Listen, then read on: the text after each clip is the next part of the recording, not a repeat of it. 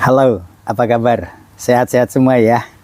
Saya dulu sangat kecewa sekali dengan penampilan Bapak Presiden Republik Indonesia yang kedua, yaitu Bapak Soeharto, yang selalu berpidato dalam bahasa Indonesia termasuk di PBB. Kenapa? Karena terbius oleh kebiasaannya Bung Karno, di mana di PBB dimanapun dia selalu mempergunakan bahasa Inggris. Tetapi sekarang saya baru sadar, ternyata itulah kehebatannya Indonesia. Jadi saat ini kita sedang diadu domba, diduga sedang diadu domba oleh oknum-oknum tertentu di dalam kekuasaan global. Salah satu di antaranya ada budaya tak benda di antaranya, yang selalu mengekspos bahwa ini adalah songket budaya Malaysia. Kemudian dulu pernah Komodo juga gagal menjadi budaya tak benda Indonesia, atau 7 keajaiban dunia maksudnya. Kemudian masih banyak lagi. Dan setiap kali ada gejolak di dunia internasional, selalu kita dikonfrontasi dengan Malaysia. Dan kali ini, kenapa kok ada perebutan bahasa Melayu untuk bahasa di PBB atau bahasa dunia? Dan orang Malaysia selalu mengatakan tidak ada bahasa Indonesia itu, yang ada adalah bahasa Melayu. Padahal bahasa Melayu itu sesungguhnya adalah bahasa daerah di dalam bahasa Indonesia. Untuk memperkaya bahasa Indonesia, diantaranya beberapa bahasa daerah itu termasuk bahasa internasional, bahasa Arab, Portugis, Prancis, Inggris, itu ada di dalam bahasa Indonesia. Makanya bahasa Melayu adalah logatnya yang ratusan logat itu adalah bagian saja. Setiap kali ada kemelut di dunia internasional, apakah kita sedang berdekatan atau bermesraan dengan RRC, ataukah negara Indonesia itu sedang dekat dengan Rusia, di mana sekarang ada perang Ukraina dengan Rusia. Baru sekarang mulai bergejolak perebutan bahasa dunia, ya, bahasa Indonesia yang diangkat ke dunia, di mana yang dipublikasikan di Malaysia itu adalah bahasa Melayu. Padahal bahasa Melayu itu di antara semua bahasa-bahasa yang direkrut di dalam bahasa Indonesia. Dan orang Malaysia itu sendiri kalau berpidato sebenarnya dia tidak mempergunakan bahasa Melayu kalau secara kenegaraan. Ini lebih condong ke dalam bahasa Indonesia, bukan bahasa Melayu. Tapi wajar kalau orang Malaysia, profesor di Malaysia mengatakan tidak ada itu bahasa Indonesia. Tetapi sesungguhnya bahasa Indonesia dengan bahasa Melayu itu berbeda. Banyak sekali kata-kata di dalam bahasa Indonesia yang tidak ada di dalam struktur bahasa Melayu. Karena bahasa Indonesia adalah rangkuman dari bahasa Bugis, bahasa Batak, bahasa Papua, Sunda, Jawa, dan banyak lagi bahasa-bahasa masuk memperkaya. Oleh sebab itu di Indonesia itu bahasa daerah dipelihara.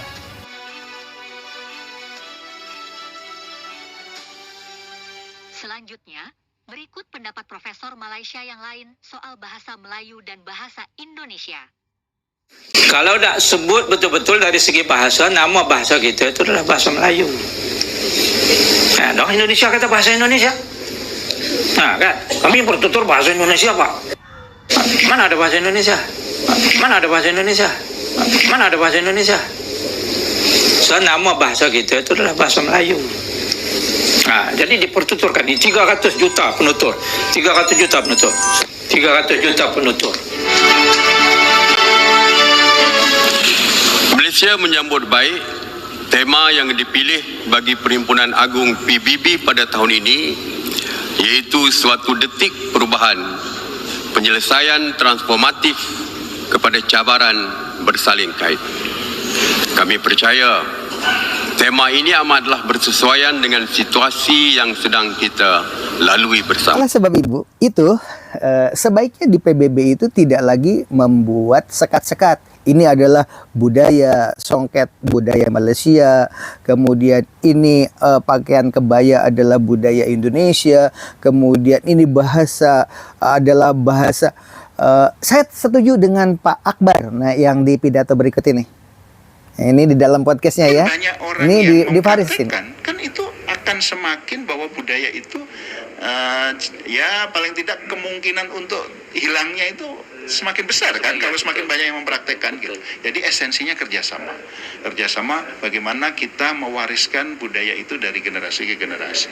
Jadi semakin banyak bangsa dan ya tadi lagi-lagi ya perdamaian dunia itu kan orang bekerja sama antara people dan people itu kan sudah otomatis. Kecil kemungkinan kita berkonflik. Betul. Karena kan dasarnya adalah budaya.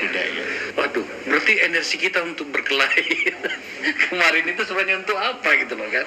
So, Pak Dubes, warisan tak benda itu apa saja yang sudah Yang tak benda itu yang terakhir kemarin gamelan. Nah, gamelan ini contoh bagus ya. Jadi di mana gamelan satu label tapi sebetulnya gamelan Bali, gamelan Jawa, gamelan Sunda. Itu jadi satu label. Kena di gedung PBB ya, perwakilan PBB maksudnya. Itu mengatakan bahwa untuk melestarikan maka kita bersama-sama. Diklaim kan bahwa bahasa Melayu digunakan oleh 300 juta penduduk dunia begitu kan. Padahal penduduk Indonesia itu katakanlah 270. Ya, berarti sepertiganya juga tidak itu bahasa-bahasa yang di luar pengguna bahasa Indonesia. Kalau di Indonesia kan jelas dari Sabang sampai Merauke itu semuanya berbahasa Indonesia untuk bahasa pergaulan internasional atau nasionalnya kan. Nah, walaupun di daerah memang mempergunakan bahasa daerah memang karena dipelihara. Oleh sebab itu mengklaim bahasa Melayu digunakan oleh 300 juta itu keliru sebab yang terbesar adalah mempergunakan bahasa Indonesia. Terlepas dari itu, sesungguhnya bagi kita yang penting itu hati-hati adu domba kekuatan global ketika di luar sedang berkecamuk apa, perpolitikan apa, apakah itu tentang Freeport, apakah itu perang Ukraina, apakah itu kedekatan Indonesia Beijing, apakah itu karena perpolitikan dunia internasional dalam hal lain yang asalnya mengarah kepada Amerika, kemudian bergeser mendekati Rusia atau mendekati RRC. Nah, sehingga yang paling gampang itu mengadu domba serumpun, bangsa serumpun. Dan kata-kata serumpun ini adalah senjata yang paling ampuh ketika bahasa serumpun tiba-tiba bahasa yang digunakan bahasa dunia adalah bahasa Melayu. Berontaklah Indonesia. Dan ketika dikatakan bahasa yang digunakan di PBB yang diakui belakangan ini adalah bahasa Indonesia, berontaklah Malaysia. Ini yang diharapkan. Ingat, ketika dulu Timur itu dalam posisi begitu akrabnya, begitu mesranya di Indonesia, diguncang ya ketika ada gejolak-gejolak itu dengan piagam atau penghargaan Nobel internasional untuk Uskup Belo dan rekannya itu ya. Itulah di dunia internasional kan seperti itu. Begitu juga dengan peristiwa Kali Code, muncullah penghargaan untuk arsitek.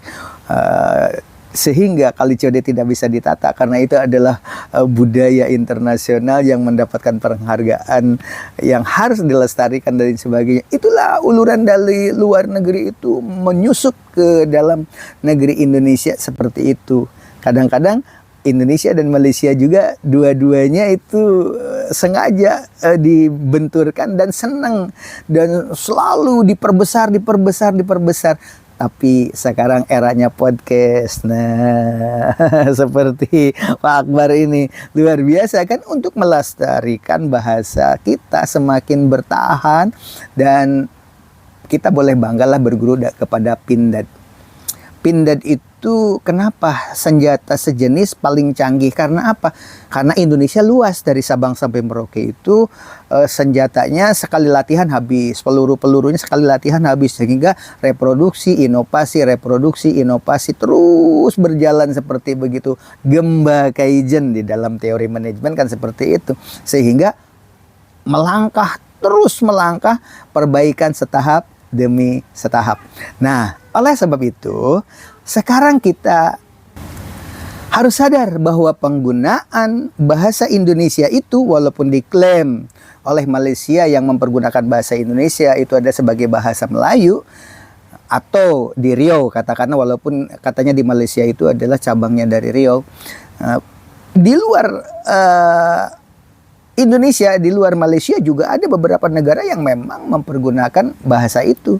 Nah, di Jepang kan sekarang sudah mulai ya perpustakaan bahasa Melayu Malaysianya hilang menjadi bahasa tidak lagi buku, tidak lagi perpustakaan, tetapi yang didatangkan itu adalah gurunya. Kalau dulu kan Malaysia membanjiri buku-buku Melayu ke Belanda, salah satu contoh. Mari kita dengarkan ini.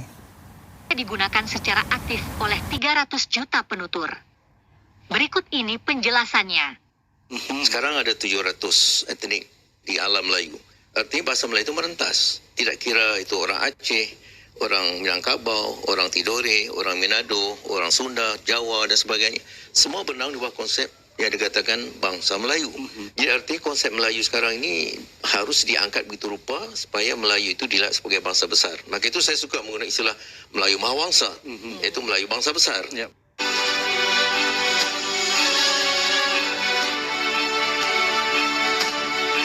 Bahawa bahasa Melayu adalah bahasa terbesar di Asia Tenggara. Dari jumlah penutur lebih kurang 300 juta. Bahawa bahasa Melayu adalah bahasa terbesar di Asia Tenggara. Dari jumlah penutur lebih kurang 300 juta. Dari jumlah penutur lebih kurang 300 juta.